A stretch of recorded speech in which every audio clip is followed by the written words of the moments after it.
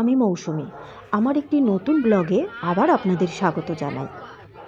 ১ বছর কেটে গেল, আবার দুর্গাপুজো চলে এলো, আর আমাদের ঘোরার দিনটাও কিন্তু চলে এলো এগিয়ে। যেহেতু এই সময় ছুটিটা পাওয়া যায় একটু বেশি, তাই একটু বড় ট্যুর করার প্ল্যান এই সময় করি।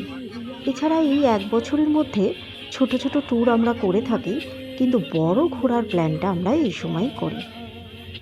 এবার আমরা যাচ্ছি কিন্নর স্পিটি। আমাদের ট্রেন অমৃতসর মেল হাওড়া থেকে ছাড়লেও সন্ধ্যে ৭:১৫-তে।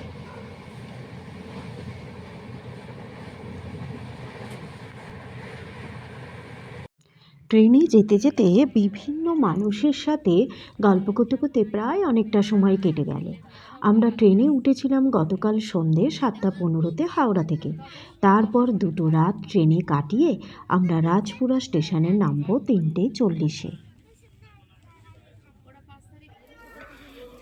প্রায় ৩৪ ঘন্টা কাটিয়ে আমরা ৩:৪০-এ নামবো রাজপুরা স্টেশনে। কিন্তু ট্রেনের টাইম যেভাবে দেখাচ্ছে তাতে মনে হচ্ছে ৩:৪০-এর বদলে নামবো ভোর ৫টায় রাজপুরা স্টেশনে। অ্যাকচুয়ালি কিন্নর স্পিতি যাওয়ার জন্য চণ্ডীগড় থেকেই যেতে হয়। যেহেতু আমরা চণ্ডীগড় অবধি টিকিট পাইনি, তাই আমরা নামবো রাজপুরা স্টেশনে। আমাদের গাড়ি বলাই আছে, আমরা গাড়িতে লাগেজ গুছিয়ে ছুটতে শুরু করব নারকান্দার উদ্দেশ্যে। আমরা রাজপুরা থেকে চণ্ডীগড় হয়ে সিমলা হয়ে যাব নারকান্দা। রাজপুরা থেকে নারকান্দার দূরত্ব প্রায় ২১০ কিলোমিটার। সময় লাগে ৬ ঘন্টা। সারা রাত আমরা কেউ প্রায় ঘুমাইনি। ৩:৪০-এ নামবো বলে সবাই ট্রেনে প্রায় জেগেই ছিলাম।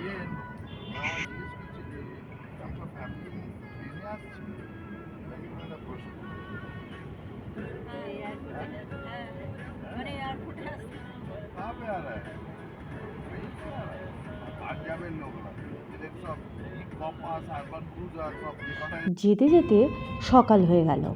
এখন বাজে সকাল ৬টা। বেশ কিন্তু ঠান্ডা ঠান্ডা লাগছে। আমাদের সকলেরই প্রায় শীত শীত করছে। তাই আমরা কোথাও একটা সামনে দাঁড়িয়ে চা খাবো ভাবছি।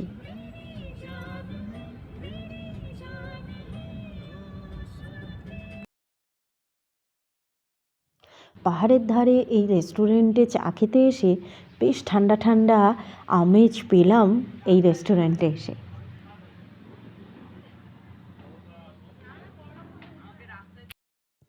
আমরা হোটেল ত্রিপলেতে উঠেছি, কিন্তু এই হাঁটু পিক যাব বলে আমরা সেরকম কোনো ভিডিওই করে উঠতে পারিনি। হাঁটু পিক যাব বলে আমরা হোটেলে এসে সবাই ফ্রেশ হয়ে লাঞ্চটা করেই বেরিয়ে পড়েছি। তবে হোটেলটি বেশ ভালো, আপনারা এলে এখানে থাকতে পারেন। নারকান্দার প্রাণকেন্দ্র হচ্ছে এই নারকান্দা মার্কেট। সেখান থেকেই শেয়ারিং গাড়ি করে এই হাটুমাতার মন্দিরে আমরা যাচ্ছি। এখানে কিন্তু নিজেদের গাড়ি নিয়ে আসা যায় না, কারণ রাস্তা এতটাই সরু যে এখানকার লোকাল ড্রাইভার দাদারাই একমাত্র চালিয়ে নিয়ে আসতে পারেন।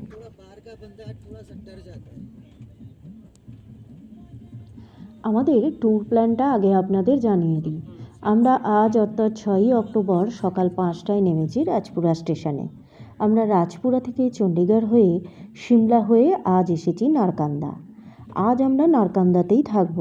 কাল অর্থাৎ ৭ই অক্টোবর সকালে আমরা কল্পা যাওয়ার জন্য বেরিয়ে যাব। সেখানেও আমরা এক রাত্রির থাকব।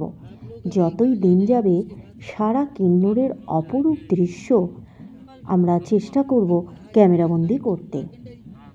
আরেকটি কথা বলে দিই, চণ্ডীগড় থেকে বাসে যাওয়া যায় সিমলা পর্যন্ত। জনপ্রতি নেয় ৮০০ টাকা করে। এছাড়া রেকমপ্রিয় থেকে স্পিটি ভ্যালির উদ্দেশ্যে রোজই প্রায় বাস ছাড়ে।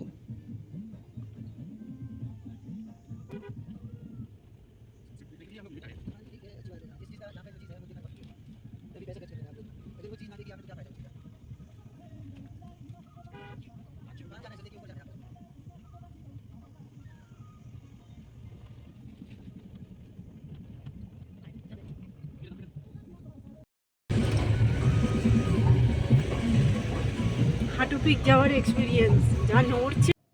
আমরা চলে এসেছি হাঁটু পিক। নারকান্দা থেকে হাঁটু পিকের দূরত্ব ৭ কিলোমিটার। আমরা এখন রয়েছি হাটুমাতার মন্দিরে। কথায় আছে এখানে পাণ্ডবেরা অজ্ঞাতবাসের সময় কিছুদিন ছিলেন।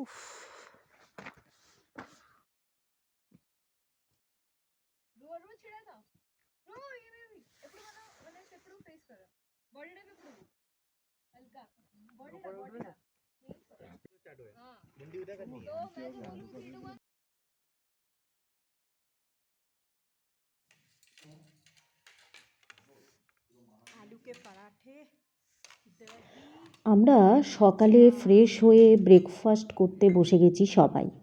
ব্রেকফাস্ট করেই আমরা নারকান্দা ছেড়ে সারাহান যাব এবং সেখানে ভীমাকালীর মন্দির দেখে আমরা কল্পা পৌঁছে যাব।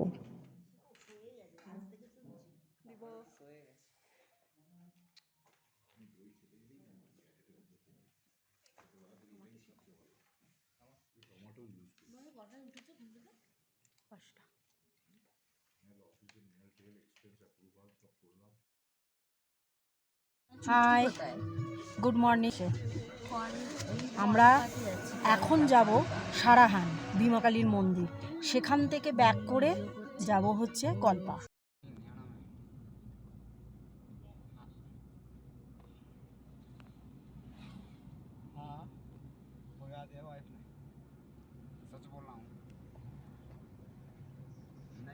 ভীমাকালীর মন্দির দেখে আমরা আজকে যাব কল্পা। এই কল্পা থেকে কিন্তু কৈলাস দেখা যায় এবং এই কৈলাসকে শিব ঠাকুরের বাড়ি বলা হয়। বাঙালির অত্যন্ত প্রিয় এই গ্রাম হচ্ছে কল্পা। এখানে প্রচুর আপেল চাষ হতে দেখা যায়। সারা হিমাচল জুড়ে আপেলের চাষ হয়, কিন্তু সবচেয়ে বেশি শোনা গেছে কল্পাতেই হয়। নারকান্দা থেকে কল্পার দূরত্ব 160 কিলোমিটার। সময় লাগে 6 থেকে 7 ঘন্টা।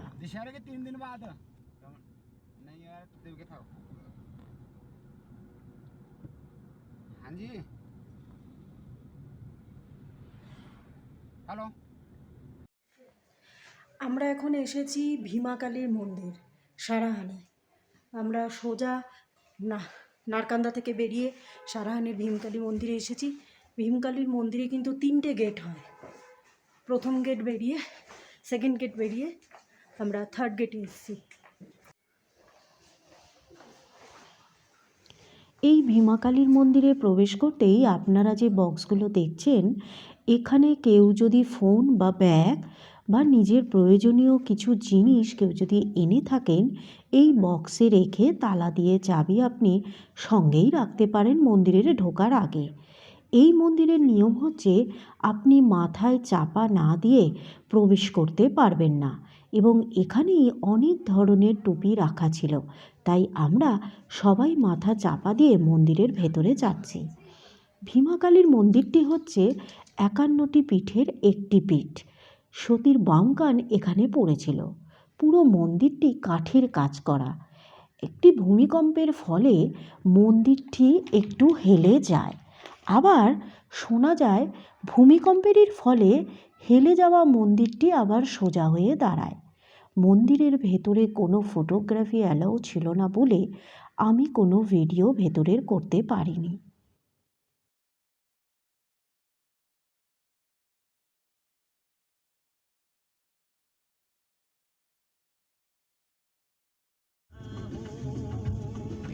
যেতে যেতে ড্রাইভার দাদা আমাদের এমন একটা দৃশ্য দেখালো যে তারপর আমাদের চোখ স্তব্ধ হয়ে গেছিল। কৈলাস পর্বতের 79 ফুট উঁচু শিবলিঙ্গকে আমরা দূর থেকে ক্যামেরাবন্দি করতে পারলাম।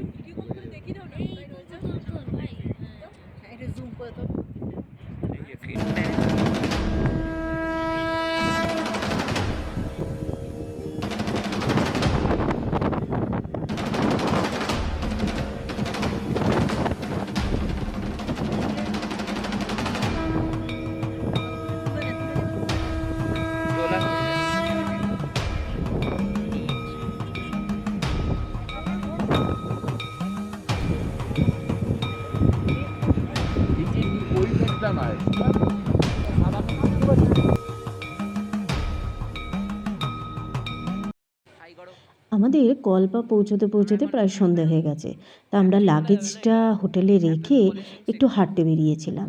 তো দেখলাম অ্যাপেল পলিশিং সেন্টার, সেখানে আপেলগুলোকে পরিষ্কার করে প্যাকিং করা হচ্ছে। আমরা দাদাদের সাথে বেশ অনেকক্ষণ কথা বলার পর আমরা বাড়িতে নিয়ে আসবো বলে বেশ কিছু অ্যাপেল আমরা কিনে নিয়েছি। আজকের ব্লগটা এখানেই শেষ করছি। শুভরাত্রি। আপনারা সবাই ভালো থাকবেন।